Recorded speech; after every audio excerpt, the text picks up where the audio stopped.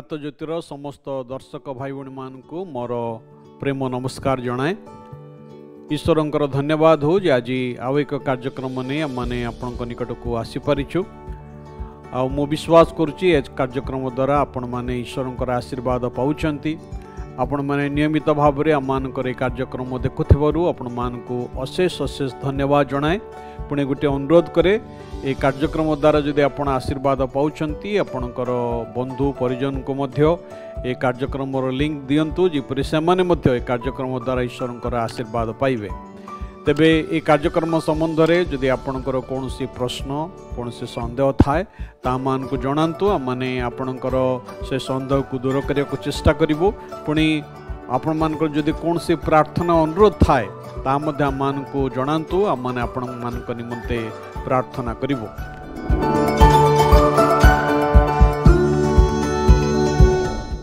तेबे आसंता माने आजर कार्यक्रम को आरंभ करिबा।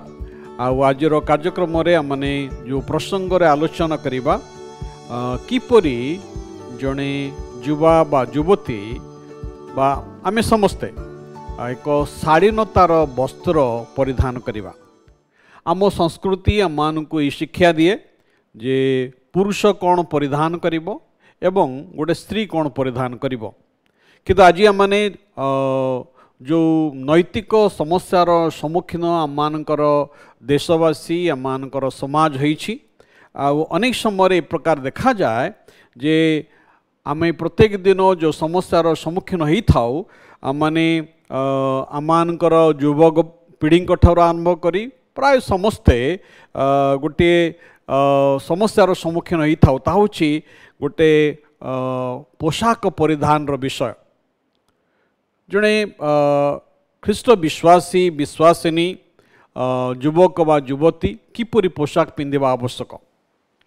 से कौन हाथ कटा पोशाक हाथ कटा ब्लाउज पिंधि पारिबो बा आंठू लुचु नथिबा पेंट कौन गोटे युवा झील पिंधि पारिबो।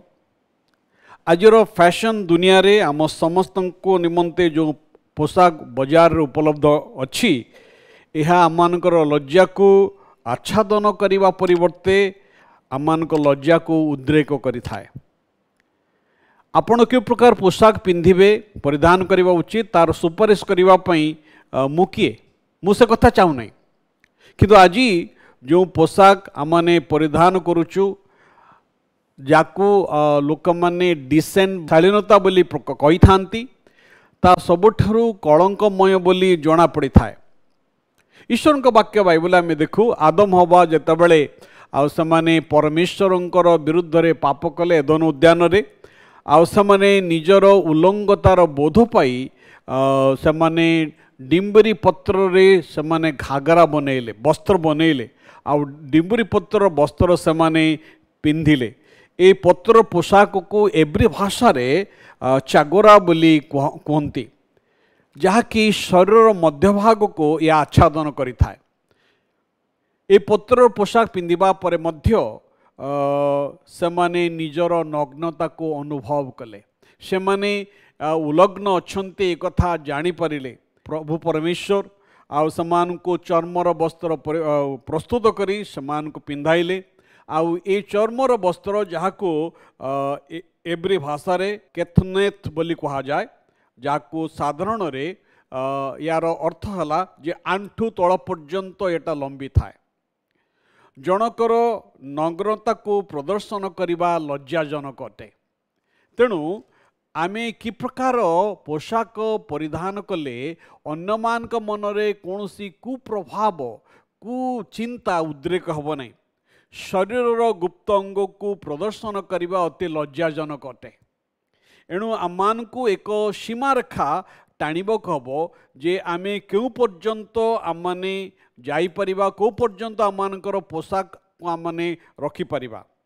जो सब अंग गुप्त अंग अटे ताको गुप्त रे रखु एवं आच्छादन करू ना। ए प्रश्न उची जे मु कहीं वर्तमान दुनिया रे फैशन दुनिया रे फैशन अनुसार वस्त्र परिधान करि पारिबी नाही। रोमियो तार 13 अध्याय 13 पदरु 14 पदरे कथा लिखा अच्छी रंगरस और मततारे लंपटता और कामकतारे विवाद और ईर्षारे आचरण न करी आस आमे माने दिवसर भीत भद्र आचरण करू। पुणी प्रभु यीशु ख्रीष्ट को तुम्हें माने वस्त्र रूपे परिधान कर आउ कु अभिलाष उद्रेक करने सकाशे शरीर निमंते आयोजन करना। ईश्वर का वाक्य अति स्पष्ट भाव में आम को ये शिक्षा दिए जे आमे कु अभिलाष को उद्रेक करने निमंते शरीर निमंते किसी आयोजन करवाने।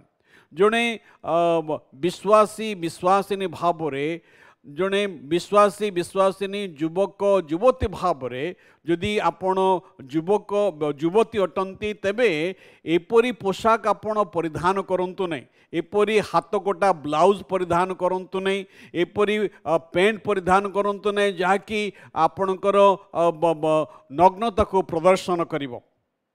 आमर पोशाक परिधान अन्यमान मनरे कामनार अग्नि को प्रज्वलन न करू। अन्य माने आम पोशाक द्वारा आम प्रति आकर्षित होते कि? आश्चर्य भाव में अनेक पुरुष माने प्रकार भाव में मत दियंती जे जो महिला माने आंशिक भाव में वस्त्र परिधान करिथांती संपूर्ण उलग्न महिला ठारो समान बेसी आकर्षणीय देखा जाइथांती। साधारणतः पुरुष मानकर आखि एपरी महिला मानकु देखिबा को चाहि थाए जो माने आंशिक भावे वस्त्र परिधान करिथांती। क्षुद्र पोशाक मिनिस्कर्ट बा मिनी क्लोथ परिधान करिथिबा पुओ झियो माने समानकर ए प्रकार भाव में चिन्ह को देखई थांती जे समाने किछि समाने तांकर वस्त्र परिधान द्वारा कम्युनिकेट करे को चाहते।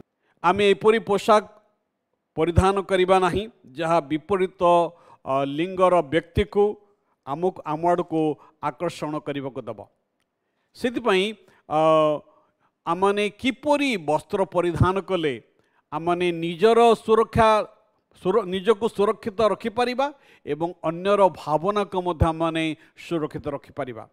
भाई भणी माने ईश्वर वाक्य आम को आदेश दिए जे आमे ए प्रकार भाव में निजको लोकमान निकट उपस्थापन करूँ जहाद्वारा लोक मैंने आमे जे ईश्वरंकर लोक आमे जे भद्र लोक आमे जे माने डिसिप्लिन लोक या जेपरि आमानकर वस्त्र द्वारा मध्य लोक माने जानिबे। से प्रभु आमान को अनुग्रह दियंतु जेपरि आमाने ए वस्त्र संबंध रे परिधान संबंध रे आमाने विशेष सावधान हो। प्रभु आम समस्त को आशीर्वाद करंतु। आसंतु प्रार्थना करिबा।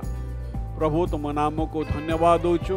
ए जगत रे आमे किपरि बंचिबु किपरि परिचालित हबु तुम वाक्य आमान को स्पष्ट भाव में कहिच। विशेष करी प्रभु आज चिंता पर तुम आशीर्वाद दियो जेपरि प्रभु आमने शालीनतार सहित ए जगत रे ए भ्रष्ट जगत रे बंचिबक परिबो दया कर। ए प्रार्थना यीशु नाम उत्सर्ग करूछु। आमेन।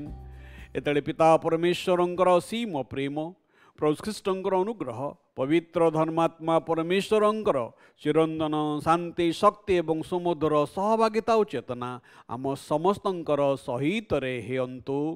आमेन। नमस्कार। ईश्वर आपण मान को आशीर्वाद करंतु।